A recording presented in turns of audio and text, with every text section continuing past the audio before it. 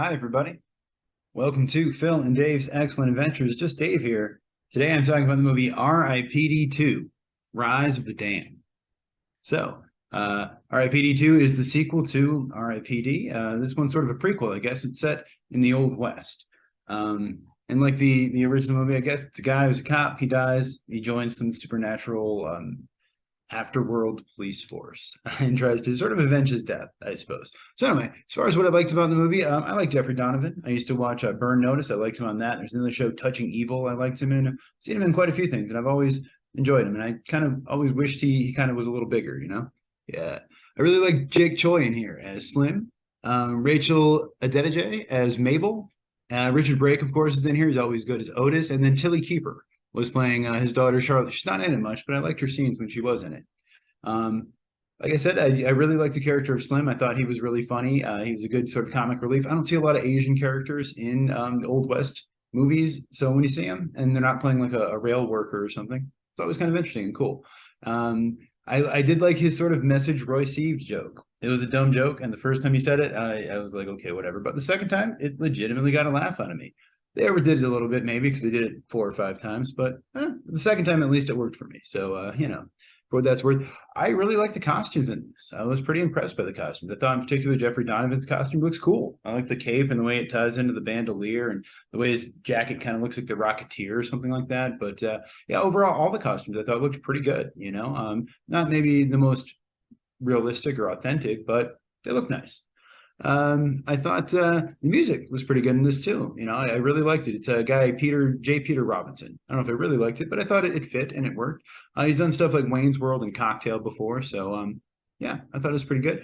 There's some really nice scenery in here. There's one scene in particular where he's standing, or they're both, on their horses, and they're looking over this sort of bluff, and it looked really nice. It looked like really nice, beautiful kind of scenery. There's a couple shots like that. I was pretty impressed by the special effects in this. I know this is a low budget movie. I couldn't figure out the exact budget, but for what it is, they're better than I expected. There's definitely some stuff that's a little questionable, but overall, I was pretty impressed with the special effects. It's a company called Cinemotion. They're based out of Bulgaria, and they do a lot of the Universal direct-to-video stuff or direct-to-streaming stuff. I like the character design for Azeroth, the main villain, I suppose, at the end. I thought it looked pretty impressive for, again, a low budget, straight to streaming kind of movie. Yeah, it looked a hell of a lot better than whatever the villain from Black Adam was supposed to be. I don't even remember his name. I liked the idea of the black female bounty hunters when it first kind of came up, and I was like, oh, they made them both black women. That's sort of an odd choice for that time period, but it sort of worked, for the movie. And I thought it was funny when they would cut back and forth. And I liked both their performance, but I particularly liked the woman, Rachel Adedeji, who played the version of Roy. Yeah, it was fun. It was an interesting premise. And the idea of like black female bounty hunters in the Old West is something like I like. If that were a TV show, I would watch that show. And same thing, having an Asian sheriff. If there were a TV show with an Asian sheriff and black female bounty hunters set in the Old West, I would watch that show. It's an interesting premise. I think it'd be cool. So as far as what I disliked about it, Penelope Mitchell over there is playing Joan of Arc. And yeah, her French accent wasn't too convincing to me. As soon as she came up, I'm like, oh, well, this person isn't French. She's Australian. I do feel like in a lot of ways it felt like a TV show or like a pilot for a TV show, really. And if so, I think it would be an interesting show and I would probably watch it. But as a movie, yeah, it didn't quite feel like a movie in some ways. And a lot of that came down to the writing, which I didn't think was particularly great. Not that it was bad, but for the most part, most of the humor really didn't work for me. And I thought the movie was really, really predictable. Like when her character shows up and she's got a French accent, I'm like, oh, is that supposed to be like Joan of Arc or something like that? And yeah, she is. And then like they try to slowly reveal it. We're like, oh, she sees fire and she gets freaked out. You're like, oh yeah, because she's Joan of Arc. And then like she's afraid of fire again. You're like, oh yeah, because she's Joan of Arc. And then finally she says Jeanne d'Arc. And he goes, wait a minute. I'm a pretty smart guy or something like everybody says. But yeah, it's like, okay, whatever.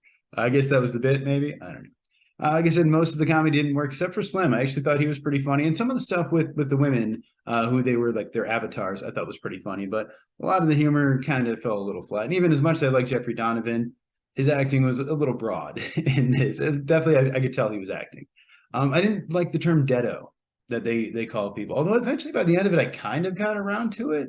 But it's kind of a weird dummy stoner term. Like I feel like maybe if they said it a little more like deados or something, but they try to say it like seriously, and it just every time doesn't work for me. I'm like, I don't like that. So yeah. Other than that, movie was directed by a guy named Paul Layden. He did a TV show called Cleaners and a movie called Chick Fight that I vaguely remember, but I never saw it, but I vaguely remember seeing posters or something. It was written by him and a guy named Andrew Klein, who's worked on the MacGyver reboot, which I've actually seen a couple episodes of that, and I thought it was okay. I didn't love it, but for what it was, it seemed all right. But yeah, I wasn't particularly impressed with the writing of this movie. The first movie, I don't remember if I watched it or not. I remember it coming out. I like Ryan Reynolds. I really like Jeff Bridges. I feel like I did watch it. I vaguely remember it. So either I watched the trailer or I watched part of it or I watched scenes from it. But I really don't remember the movie that much. So I have heard people say that they like this one better than the first one, though. And I know the first one was quite a bomb and did not do very well critically or financially. So yeah, this movie is released by Universal 1440 Entertainment. And it was part of why I was sort of curious to watch this movie because A, I do like Jeffrey Donovan, but Universal 1440 is a branch of Universal's home video distribution that specifically makes all these weird sequels. And I've never seen any of them before, but I've heard of them. So like they made Kindergarten Cop 2 with Dolph Lundgren. I never watched it. I'm sure it's not very good, but it just, I don't know. They made a bunch of Scorpion King sequels, like 3 or 4 of those.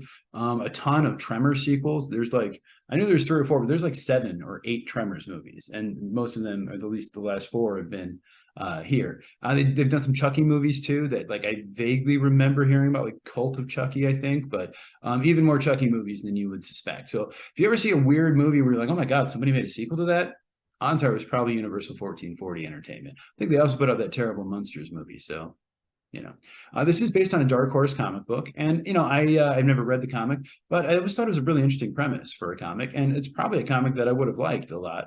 And they've done some other stuff too. They did Hellboy was Dark Horse, I believe, and Men in Black I think was also Dark Horse. I did not check either of those, but I think they were. I did sort of like the idea of this movie was pretty family friendly. There wasn't any sex or nudity, and the violence was, at least in my opinion, not too over the top or too traumatizing or anything like that. There are some religious aspects that always kind of bum me out, but I like the idea of this alternative sort of religion, and not just like, I don't know, Christianity or really any kind of organized religion. Something where it's like when you die, there's this kind of bureaucracy, which of course has been done before, but I don't know. I don't hate that kind of stuff, or at least it doesn't bother me as much. In a lot of ways, this kind of reminded me of like an 80s movie. A bit of, because like the old West stuff, like Back to the Future 3 or parts of Bill and Ted, but also there's like a movie called, oh God, what was it called? I don't remember. There's a movie with Robert Downey Jr. And it had the same title as an old song from the 50s, and I can't remember. Only You, I think it was. Yeah, kind of reminded me of that, or a couple other movies, The Heavenly Kid or something like that. Very much kind of an 80s movie premise where like, oh, this guy dies and goes to heaven, but then he has to come back in someone else's body. And, they maybe overdid it a bit in the 80s, and I'm sure there was stuff before that did it as well. But yeah, I don't know. I always kind of like that premise.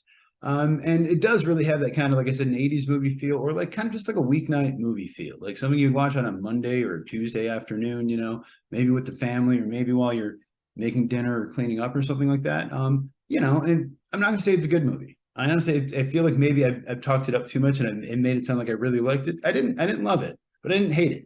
I feel like it wasn't a waste of 2 hours, but I guess there's worse things I could have done with my time. There's definitely better things I could have done as well. But yeah, so as far as the score, I'm going to give it a 5 out of 10. I didn't think it was great. I didn't think it was bad. But it was what it was. It had Richard Brake in it. He was in Barbarian, so that was cool to see him in another movie this year. But yeah, I don't know if you saw the movie. I don't think anyone did, but hey, if you did, let me know what you think of it down in the comments below. Thank you so much for watching. Hope you have a great night. I'll see you here again next week.